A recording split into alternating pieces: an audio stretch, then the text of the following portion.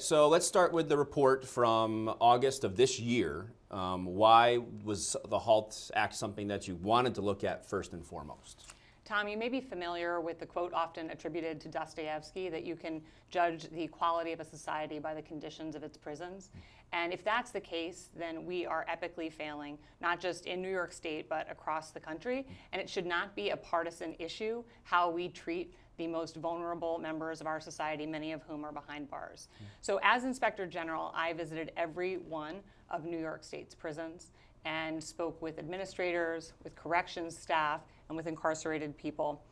And it is in part the evolution of those visits that led us to want to look back and see how the implementation of the HALT bill was going. And what we found was that it was very difficult to know whether the bill was being administered as it was intended. And that was in large part because of the outdated tracking systems that are being used in the state prisons. What kind of systems did you find that they were using?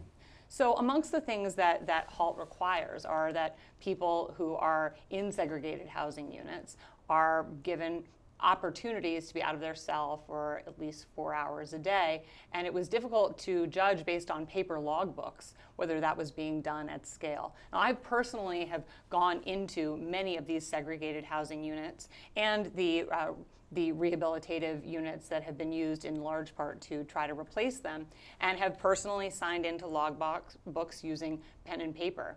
There have to be more updated ways of tracking who is going in and out and who is being offered opportunities to get their programming as required, to get their educational access, and to get their out of cell and outdoors time. Is this an issue just contained to the HALT Act, or is this a more widespread, would you say it's beyond that and just monitoring everything that's going on inside a correctional facility? The issues related to technology in prisons go well beyond judging the implementation of HALT. Of course, there are questions about the increased need for cameras in facilities, and that has been nowhere more apparent than in the recent deaths that have occurred.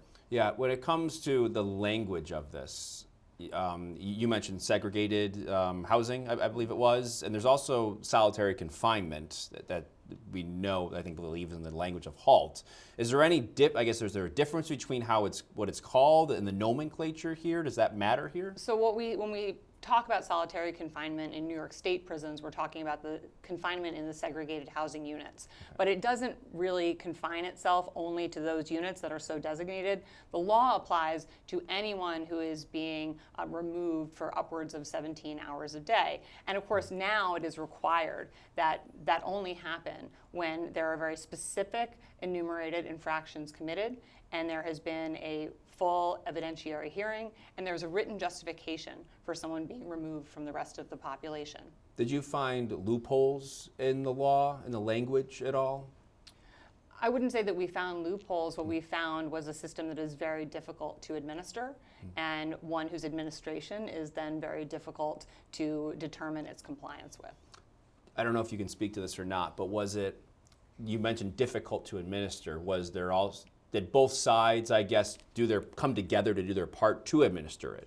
Was there resistance to administering it? Or was there, at the other end, was it just hard to administer on that end? Prisons are difficult to administer for myriad reasons that you can imagine. And what we found here is that there were significant efforts made to comply, some of which included major infrastructure changes, physical changes to the prisons, and that there were areas where it seemed that its implementation was falling short. But again, because it required pulling out physical logbooks at upwards of 40 state prisons, it was a real challenge to know if every person who was being removed was being granted the evidentiary hearing as required, and then once they were put in the segregated housing, whether they were being afforded the opportunities to have access to especially to the kind of programming, educational and vocational, that we know is so critical to people's successful return to society after incarceration. Because you found that wasn't always the case? Or you didn't know if that was the case? It was not categorically the case, which was the challenge. Yeah. And the most really rewarding thing out of doing the work was that I met with a former student of mine who I had taught during a time when I was teaching in New York State prisons, who read our HALT report, and he said, even though it's imperfect, the way the system is being administered, the fact that HALT has gone into effect, and the fact that the offices of the Inspector General are looking at it makes me feel seen in a way that I haven't felt seen as a formerly incarcerated New Yorker.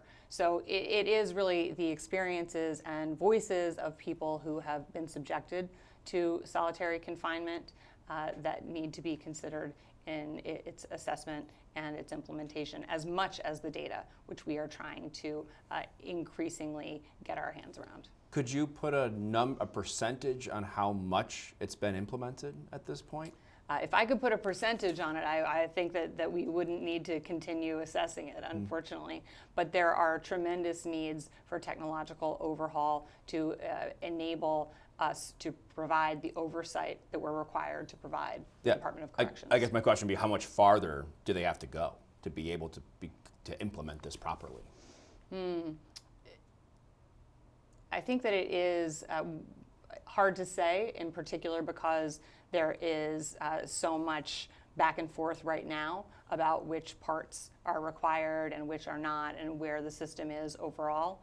But my hope is that there will be a rapid move towards compliance with the law that will make sure that anyone who experiences the really, frankly, psychologically devastating toll of being removed from a prison population and being kept on their own is also given the small bits of humane intervention that are required, like opportunity to be outside, to access their programming, et cetera.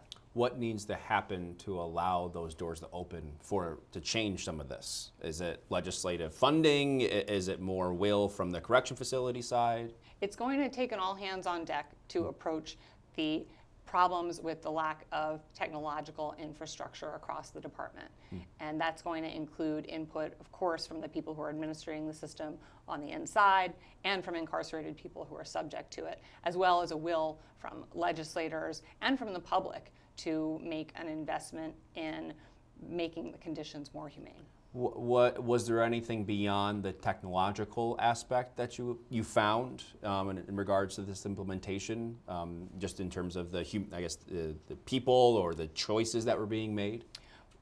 Sure, we did find that, for example, where the law is being followed, that it is preferable to folks than the previous administration of what we think of as solitary confinement, which had less protections for folks who were removed. Can you say that one more time so I understand that? Sure. We did find that no one wants to be put in solitary confinement. Right. But we did find that the conditions were nominally better for people who were put in segregated housing under the HALT bill than under the previous iteration. Right. Did you find at all, because this is what some people have told me, is that there was not the motivation from the correctional facility officer side to implement this? Was there any hesitancy that you had found that they just didn't want to do it, or they didn't comply? There were structural impediments, including the facilities and limitations that all of the folks who are administering the system were subject to. Okay. In terms of your recommendations moving forward, what is the timeline on what you would hope to see in terms of following or complying with some of those? These kind of changes at the scale we're talking are really dramatic. So in the 42 prisons across New York State, at the time of our report, 38 of them had segregated housing units. To be able to make the change to move all of those facilities, some of which are as far north as Canada, it requires a really meaningful investment. And at a time when there is important attention being paid to the Department of Corrections, I'm hopeful that we're going to see a dramatic change. Yeah, because it was 2021, right? This was signed into law, and they've had 4 years now, right? And I guess you would hope now that you've had this report and moving forward, that there could be some action taken. My hope is that they will increasingly comply with the law, and that that will result in fewer and fewer people being subject to solitary confinement. Can you discuss the op-ed from yesterday? Sure. My office, in addition to serving as the New York State Inspector General, I also serve as the Workers' Compensation Inspector General. And in the course of my visits to New York's 42 prisons, I heard over and over again that both incarcerated people and corrections staff were upset by the volume of corrections officers who were out on workers' compensation leave. What we learned when we dug into it is that although corrections staff only comprise 15% of the state workforce, that they comprise upwards of 44% of the state insurance fund workers' compensation claims. And contrary to what one might think, the vast majority of these workers' compensation claims are unrelated to any contact with an incarcerated person. They're related to your standard kind of workplace injuries. What happens when a corrections officer is out on workers' compensation leave is that their colleagues end up having to work overtime, to work double or even triple shifts. And unfortunately, due to a provision in the contract, there's a real incentive for docs officers to go out on workers' compensation, and there aren't the same limitations that there are in other comparable industries, like, for example, the police, who have to stay at home when they're home on workers' compensation leave, and so it can be easily monitored. So it's very difficult for us to even pursue fraud cases against docs officers who may be abusing that very generous provision because of the fact that it does not have those limitations on it. So as a result, we see huge numbers of facilities that have very large numbers of officers who are out on workers' compensation leave, resulting in understaffing. And the first thing to go when staffing numbers are down are the kind of programs that folks rely on to help facilitate their success when they come home. And that includes the truly mission-critical vocational and educational programs that we know are the core of enabling people to successfully rehabilitate and reintegrate. What do you recommend then to try and provide some guardrails around that? We have recommended that there be a real assessment of the provision as it exists, and that there be continued vigilance to those claims. And this goes back to a report from 2 years ago, is that right? I don't want to misspeak, but Okay. I believe it was 23. Okay, so within the last few years. Yes, Okay. yes, a recent report. Okay. And Tom, I know you know this, but New Yorkers who suspect fraud or corruption in the State Department of Corrections or in any of the state executive agencies should report it to us at 1-800-DO-RIGHT. And I encourage people to learn more about our work and to submit complaints through our social media platforms at New York State IG.